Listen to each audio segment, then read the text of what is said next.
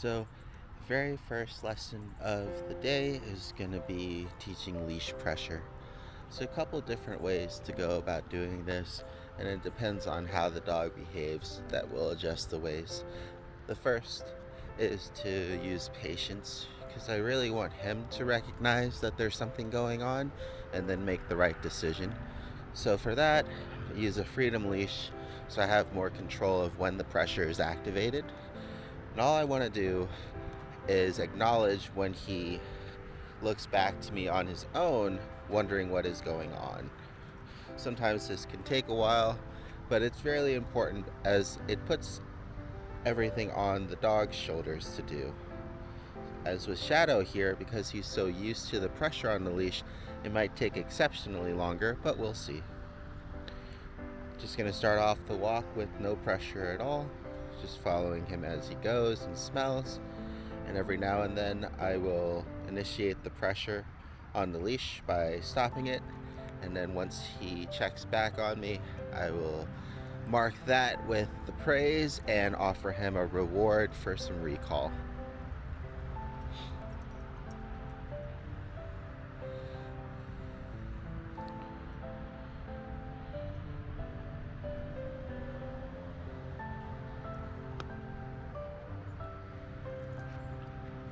Okay, so initiating the pressure, and as expected, he's just resisting it, carrying along with following his nose and getting into what he wants.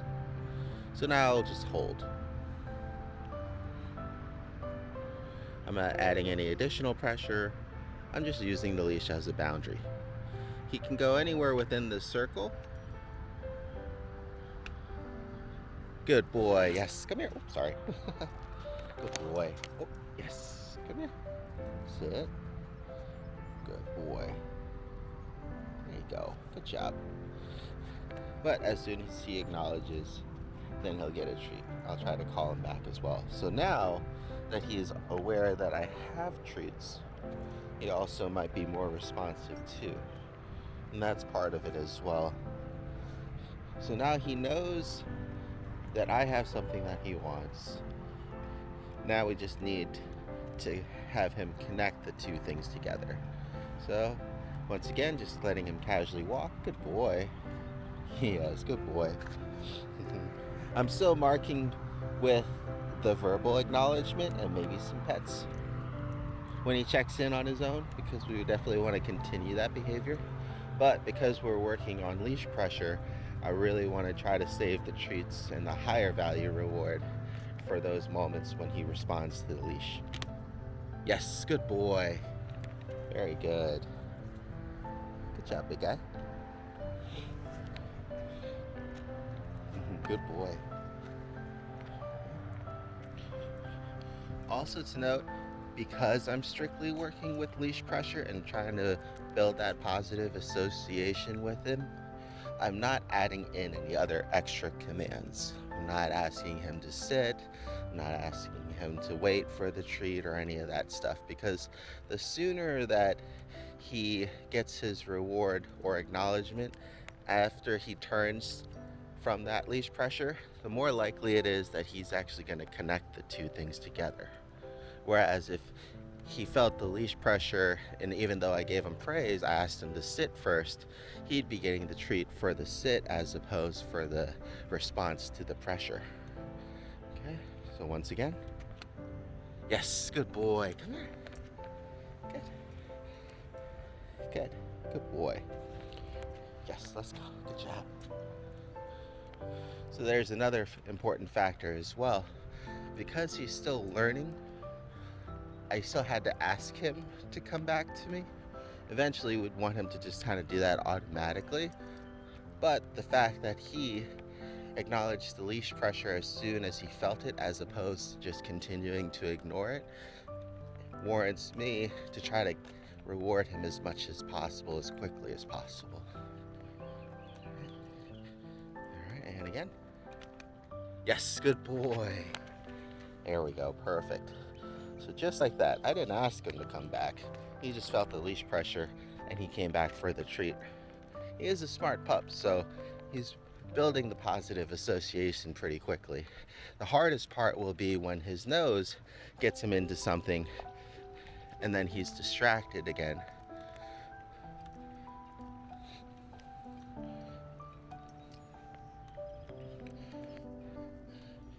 And the reason why I'm using the freedom leash again is because I want to control when the pressure happens, and I also don't want the pressure to happen too often.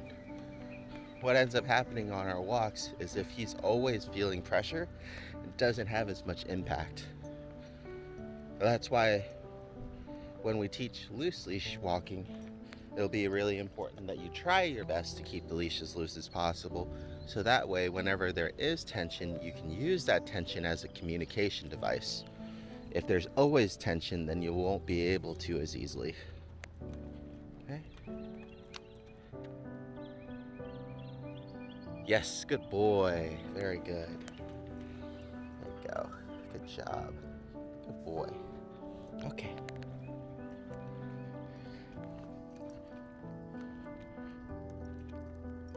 Later on, because I know we have to also work on him maintaining and then releasing focus, I'll let him know with a little okay, or I'll start walking again when we're gonna go.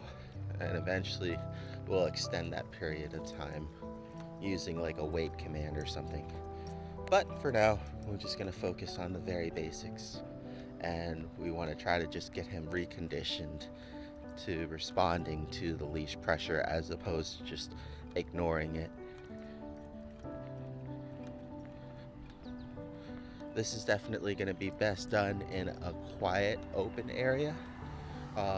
Because the grass is still a little bit wet from the rain yesterday, we're doing it on the street, but it's still pretty quiet, and it'll be really important that you know how to handle the leash and when to lock it, just to keep them from going into the neighbors' yards or getting into traffic, things like that. Also, with the signs on the ground here, I'm just going to use slight pressure, or actually no pressure, good job, to just create that boundary. Good boy.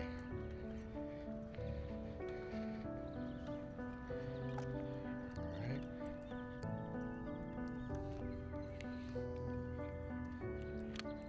Yes, good boy. Good job.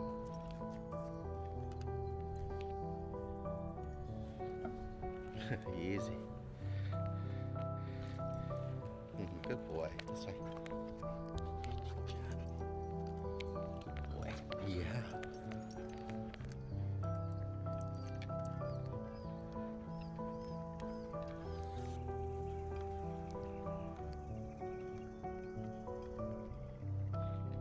Hello? Hey, I'm out training right now, recording. Okay, bye.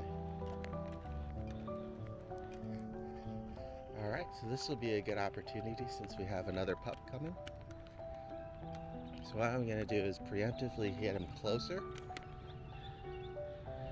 Yes, good boy. Almost. So he started coming back and then he got distracted. Yes, good boy. Very good. So that's when I gave the little pressure again. Good boy. Okay. So now what I'm going to do is just pause the exercise because he's going to be distracted by the little pup. And I'm just going to lock the leash at like a normal length. So that way he can say hi if he wants. Hi, how you doing? You gonna say hi? I know, it's like your little brother.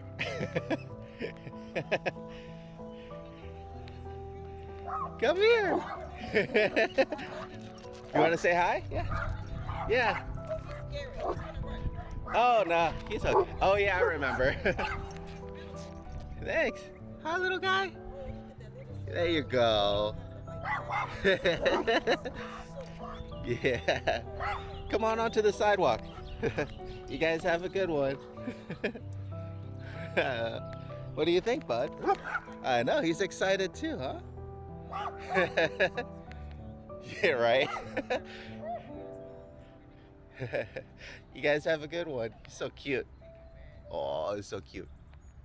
Good boy. Good settle. Good. Huh? Yeah. He's still pretty young. I'm not quite sure. We're just working on his leash manners. Oh, you guys take care.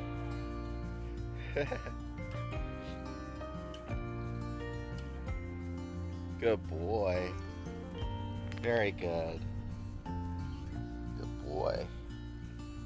Okay. So all I did there was hold on to the pressure,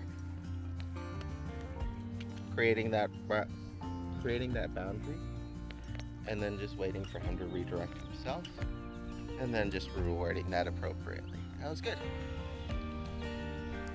His reaction is gonna differ, of course, depending on how the dog reacts. And since the other dog was barking at him and everything and getting amped up, he was too. But he did well settling down on his own. How you doing? Okay.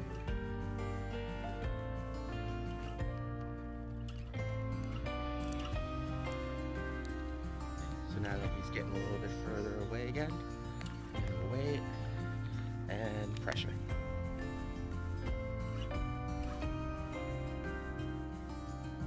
Yes, good boy. Very good. Good boy. Big guy, big guy.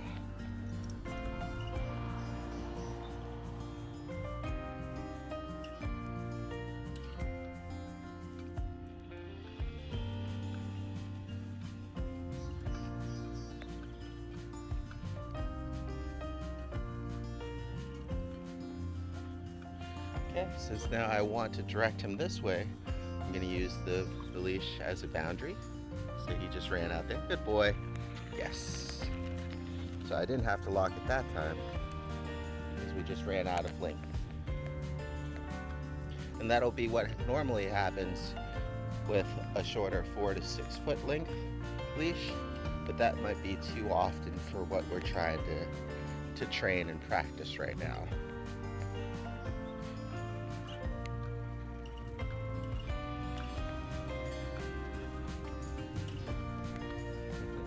So you got another pup there, so I'm gonna hold. Good boy, yes. When you see the other dog, hold, create that artificial boundary. Okay. And now what this is doing is just desensitizing him to it. He gets to see the dog, and since he's not overreacting, good boy, yes. Same thing, I'm just gonna stand here, good boy. So he's still free to move around in that limited space that I've given him because I've shortened the leash. And that's going to be perfectly fine as well, because the goal here is for him to just not continue pulling. Good boy. Good.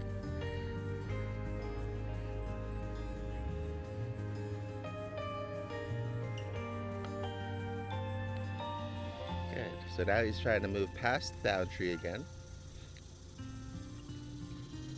Good boy, yes. Very good. All right, let's go this way. So now I'm going to use the boundary. Oh, no, he's good.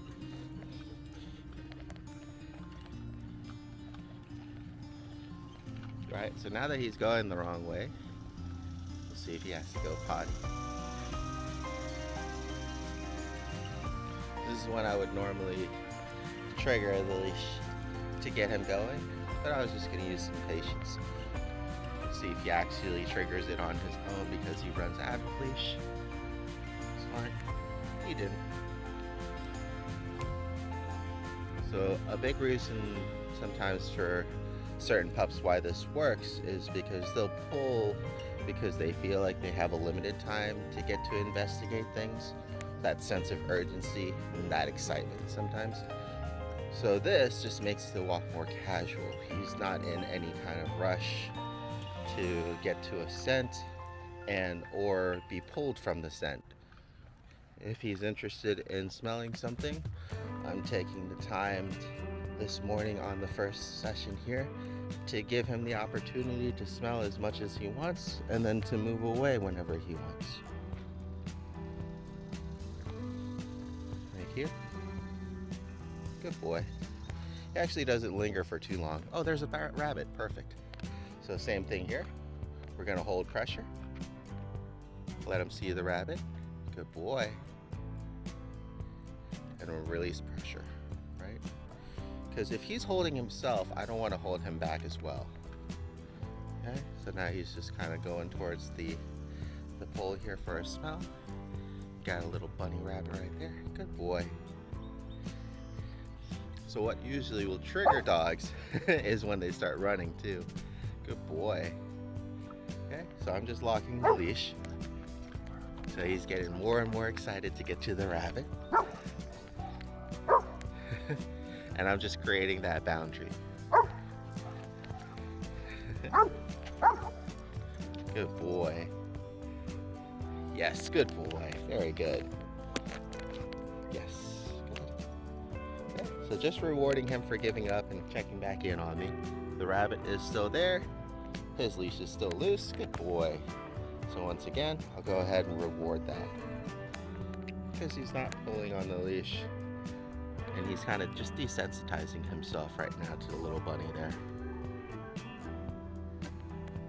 Good boy.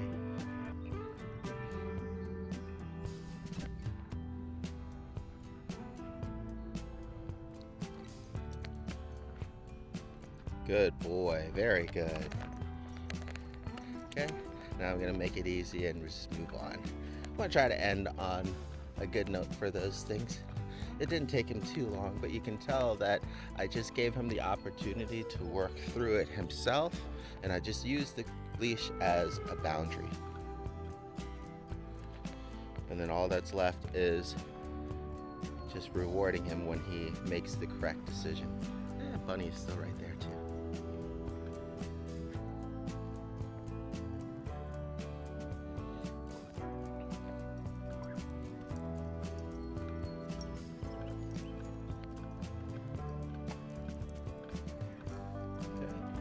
So now that I want to go right across the street and he is going left, I'm going to use the leash pressure to create a boundary, and I'm going to start walking this way.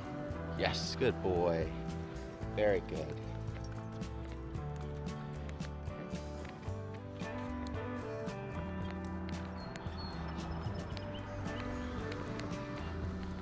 It's going to be hard sometimes, but we can use the leash as a boundary, and we can use the leash to help guide him to where he wants to go.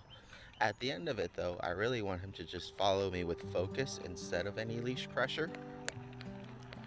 But for now, at least this helps with reconditioning his pulling behavior. Good boy.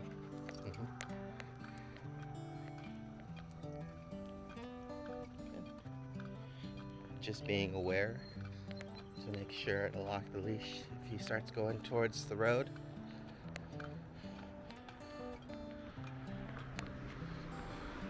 A lot of times people will frown on the extendable leash.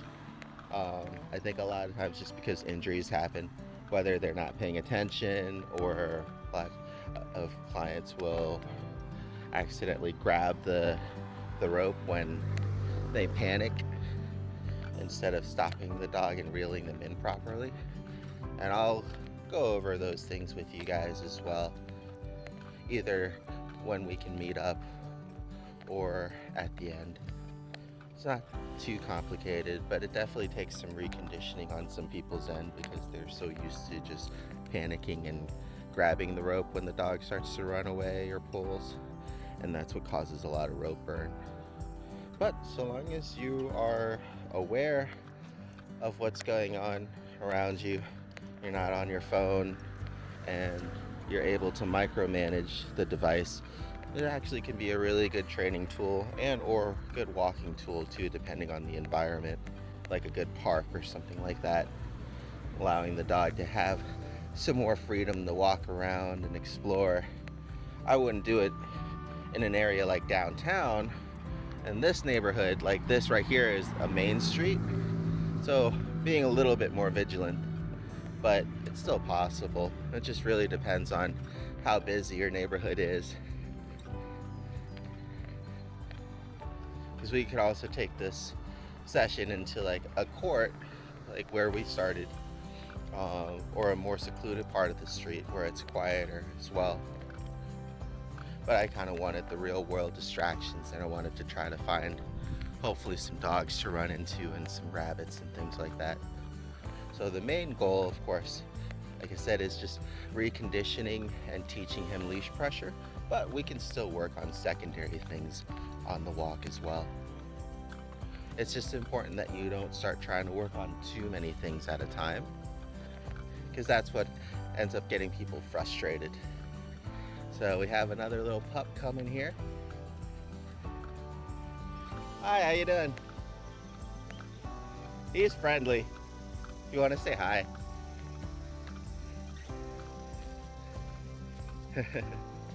He's big, but he's just a puppy too. Aww. There you go. That's okay. She wants to play. She's cute. Aww. Good boy. This is a boy. His name is Shadow. What's her name? Hi, Luna. Aw, she's friendly. There you go. That's good. Aw. You say thank you? What is she doing? She's not coming. She's just smelling. Oh, good boy. Aw. You guys have a good walk. Good boy. Okay, so now I'm gonna unlock the leash again. Okay. So in those moments, just pausing the training, letting him kind of get some socializing in. Because I had the leash locked a little bit so he wouldn't accidentally jump on the little girl and knock her over by accident or anything like that. But I tried to still keep it as loose as possible. But because of those kind of high levels of distractions, he doesn't really notice what's going on with the leash anyways. He's more so concerned with the kids and the puppy. So another reason why it's a good opportunity to just pause the lesson. Okay, so now that we're kind of open space again, I'm gonna go ahead and activate it. Okay, and then, yes, good boy. Yes, good boy. Very good. Good. Good. That was good because he thought about just ignoring the leash pressure and continuing on, making that circle that he could with the amount of space that he had. But he made the right decision in the end and came back, which was great. Okay. It's already getting pretty warm out here, so I'm gonna pause for a water break, and then we'll let him have a little bit of a break. And we'll keep doing this a few more times today. I'll probably just go ahead and upload this clip for you guys and maybe save the other ones, just so that way you can kind of get an idea of what we'll be doing. Oh, potty break. Alright, we'll get in a little bit of extra practice since we have to walk back to the poo station anyways. Definitely appreciate him going potty while we're out, which is really good, because we'll be going out so often on top of kind of the regular potty breaks that I give the other dogs as well. He'll have plenty of opportunities to go out, but I'll be sure to keep an eye on him inside in case he needs any extra. Sometimes, especially like last night when him and Bruce were playing, they were drinking a lot, so I always give a last call at around 10 or 11 to let them go outside to pee before bed.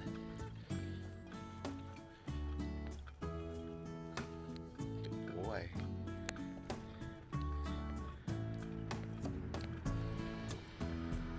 Good boy. So I'm just gonna go ahead and give him a treat for just stopping and acknowledging me. Good boy.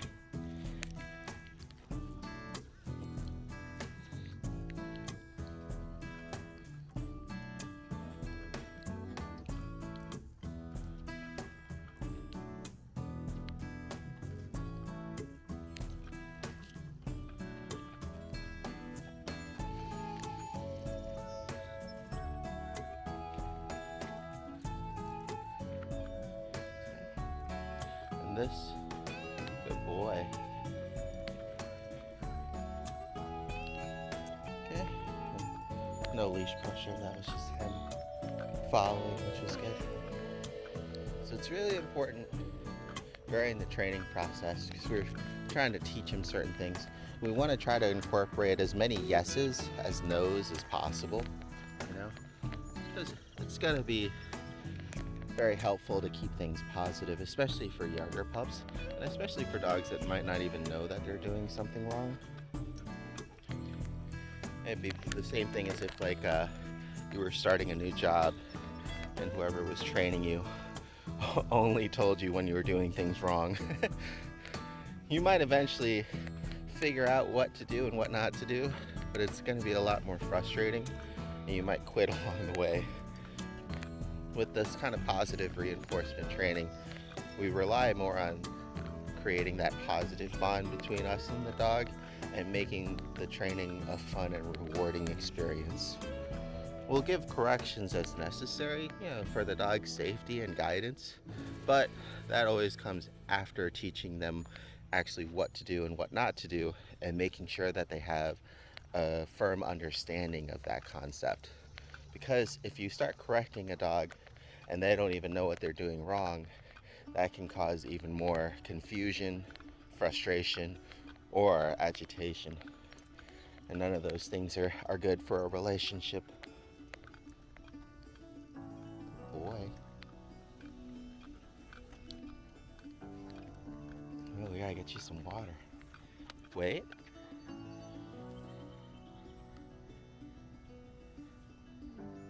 Hi, how you doing? Okay. So I paused him on the wait and then he got distracted by someone. Wait. Good boy. Yes. So I'm just using the leash pressure now to keep him from crossing the street until he acknowledges me. Hey, good morning. Good boy. Come here. And now I'm gonna have him sit. Good. And now after we look both ways, and he hopefully doesn't choke, there we go. Now we're gonna release him to walk with us across the street. So especially when crossing the street, that's gonna be a really good time to do an actual structured training session with him. And now that he's kind of going the wrong way because he's following the lady, I'm gonna let the leash pressure go. Yes, good boy. And then as soon as he turns to acknowledge, I'll let him know. He got distracted, but he at least didn't continue pulling. Good boy. All right. Unfortunately, the recording cut out there because the camera overheated, which is gonna definitely be a possible problem in the next couple days coming up. So if that happens and it seems like an awkward cut, that's generally gonna be why. I'll try to let you know too in the audio cues. I might have to bump it down to a lower resolution or lower frame rate. I like to try to keep it at 60 so we can slow things down in post later on in case I need to replay or review something. We'll just kind of play that by ear. So right now, just creating that artificial boundary. Good boy. Yes. Very good. All right, let's go. Good job.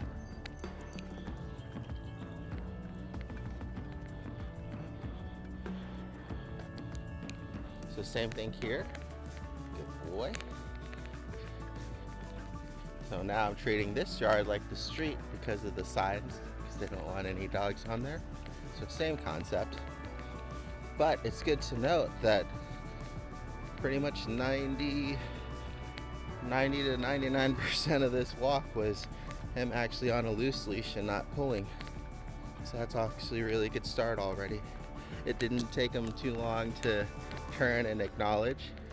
He definitely got distracted and excited by both the dogs and the bunnies, but he recovered. And that's going to be an important part of the training process, him failing, but learning to recover. And the more often that he recovers on his own, the better his personal development. And then the easier it'll be if we need to help him to kind of prompt him early before he fails. Yes, good boy. Right? So now I'm just letting the leash do the work. Good boy.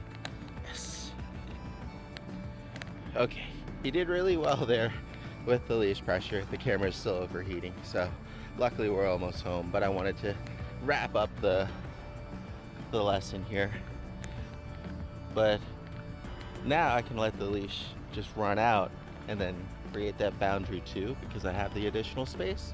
But an important thing to note during the walk was not only him not pulling, but me not pulling him as well. Not once did I have to kind of tug him along or guide him physically to where he wants to go. What I did was I just waited patiently for him to redirect himself, or I held firm with creating that boundary. And then once he made the right decision to kind of carry on and follow me again with his focus, I rewarded that. So, very good first session.